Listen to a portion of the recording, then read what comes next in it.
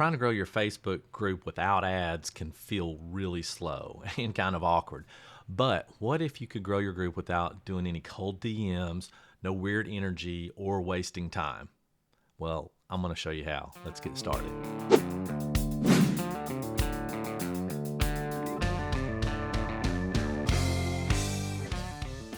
Okay, before I get into the actual content, I just want to say that this was funny, that ChatGPT or Claude or something wrote this. Okay, I'm going to read it the way it's written, and hopefully you'll find it as funny as I do. It says, your group should be one of your biggest assets. No duh. Okay. Not just a ghost town with crickets and your cousin Linda. So I'm not exactly sure what that means, but Claude or whoever, it knows, to write like, I'm from, the South. But I really don't know what that means. So if any of you all know what that means, please message me or drop it in the comments, because I guess I'm just missing it. Anyway, thought that was pretty funny. All right, so let's just kind of get into this. We're going to talk about 3 smart strategies to grow your Facebook group without running ads, or that doesn't really feel off-brand, because that's what I hear most of the time. Is they're like, oh, people say, yeah, I don't feel good about it. I don't want to cold DM people, and I get that. I certainly do. So there are ways to do this. It's not perfect, but it does work. So first has to do with friend requests and personal invites, but you have to do it right. So your goal should be to add 20 to 50 people a day from groups where your ideal audience already hangs out. So you should already be in groups, other Facebook groups where your audience is. And if you're not, go get in them. And if you don't, if there's not anything that's exactly the same, do one that's adjacent to it, where your audience would be, even though it's not the same exact thing that you're talking about. In fact, you need to be in those groups too. And what you're going to do is, you don't want to pitch. That's not what you'll need to do there. But you want to engage with the content in that group. Now, a lot of people know that, but they do a poor job of it, and they're engaging in the wrong way. So let me just kind of tell you what I mean. A long time ago, people would tag me in Facebook groups about somebody who was really good with Facebook ads. And, I would get tagged a lot, actually. And so the post would be something like this: hey, I'm looking for, a Facebook ads person. Do you know anybody? And so then you would get all these people, I've spent billions and trillions and made zillions, and that's why I'm responding in these Facebook groups, and all this stuff. And, you would see this on down the line, all these successes and yada, yada, yada. And somebody would tag me to go in there, and I would always say the exact opposite. And that's the key thing, is you do not want to sound like everybody else. That's the worst. You cannot Me Too this. That does not work. So what I would typically say is something along the lines, I can't remember exactly, but it would be something along the lines of, hey, I'm glad to tell you about all my successes. That's a really easy thing to do, but I think a better place to start are the 3 ad campaigns that I totally tanked and what I did about them. And I mean, that worked every time, just about every time, because nobody's willing to do that. Nobody's willing to talk about the things that tanked. Because, and the truth is, it's easy to talk about your successes. I mean, that doesn't take any skill. It does take skill to try to talk about the things that didn't work. So that's why that was better. So that's what I'm talking about. You don't pitch, you engage with their content. So people do posts, you engage with their content. And if you see other people are already engaging with their content and they're basically saying the same things, take the contrarian point of view. That's what you got to do. That's how it works. You have to stand out. If you're not going to stand out, it's going to be tough. And it needs to be a real comment. In other words, you can't do a copy and paste job. This doesn't work there. But that's one of the things that you're going to want to do. And so then, and only then, you can send them a friendly invite to your group. So you've friend requested them, they've done that, and then you send them an invite. Maybe they want to come, maybe they don't, but at least they know who you are. And so you use your group to the group entry questions. So for when they come and they, are joining your group, to grab their email and segment your leads and all that stuff. But initially, you just got to get them there. And this is one of the best ways to do it. And it builds trust with people because you've already given them some value. Okay, and sometimes you just have to feel it out. But this is the single best way to get people into your group, and people who already have some level of trust. So for comparison, when you get people from ads, and I love using ads to grow Facebook groups in certain ways. You've got to do it right. Most people don't, unfortunately. They just, I don't know what they're doing, actually. But when you're getting people in this way, their level of trust is much higher than coming from an ad. When they come from an ad, they may join your group, but they need a lot more nurturing. Okay, so this is a much better way.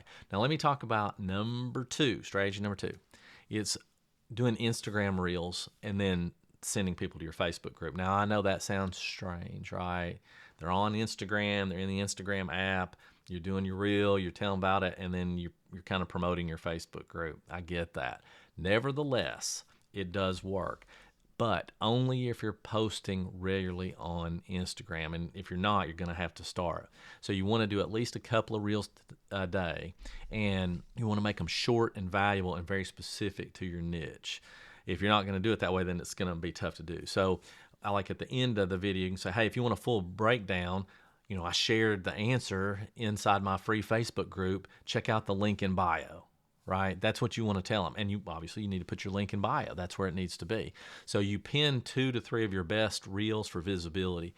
Now, you might be thinking, why reels? Well, part of it is because right now, anyway, that is the single best way to get potential new clients into your world organically, because the algorithm will search out people who might be interested in that particular reel. So it gets them into your world, and it gives you an opportunity to get in front of them. Now, the truth is that most people who are on Instagram will not go back to a Facebook group right then, but it's a numbers game.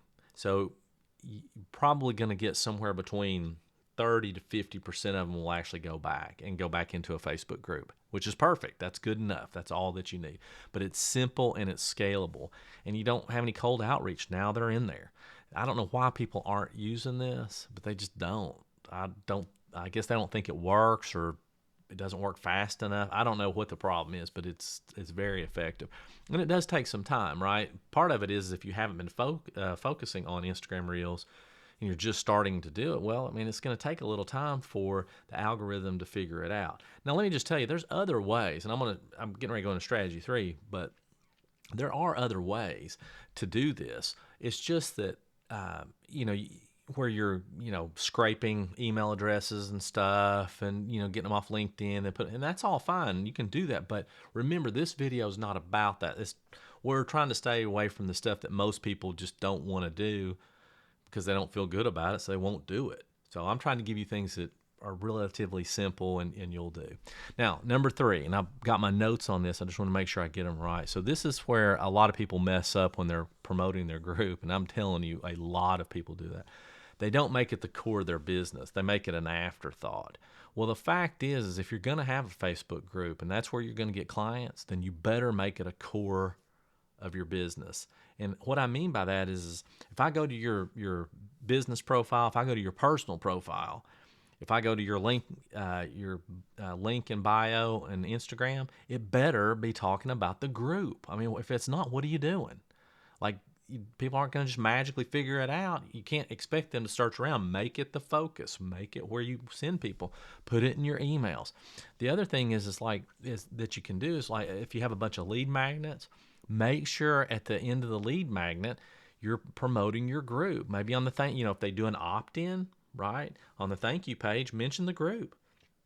Give them the link.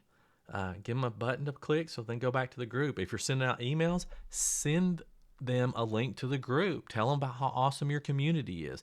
And remember, and I'm just going to tell you this, I teach this in my group building blueprint course. And by the way, before I go any further, if you're enjoying this, subscribe. I always forget. So please, if you do like this, if you don't like it, message me and say, Ben, this stinks, or whatever you want to say. Okay, it's okay. I can take it. But one of the best things you can do is to tell people this is a new kind of group, a better kind of group, not just, hey, join my Facebook group. Okay, it's something new. It's something different. It's something better. It's something they haven't ever seen before, because nobody just wants to join another Facebook group. We're all members of, untold numbers of them, and you want to be at the top of that list. So you have to make it extraordinary for them, and they have to think it's extraordinary before they get there. So you've got to tell them it's new, it's different, it's better, it's awesome, and make sure you're very specific with who it's for. A lot of people don't do that. They'll do a value video, or they'll do a promotion, and they don't reiterate who it's for. So if it's for postmenopausal women, say it's for postmenopausal women. Join my my new Facebook group for postmenopausal women who just can't seem to get it right with whatever their weight loss, whatever it is, right? Something along those lines. Okay, I hope that all made sense. I know there was a lot to that, because the point of this is that you're trying to build relationships. You're not trying to hit consistent home runs. I hope the reference there. Not everybody. I know somebody actually messaged me because they weren't sure about my references, and I get that. So I like to use baseball just because I do.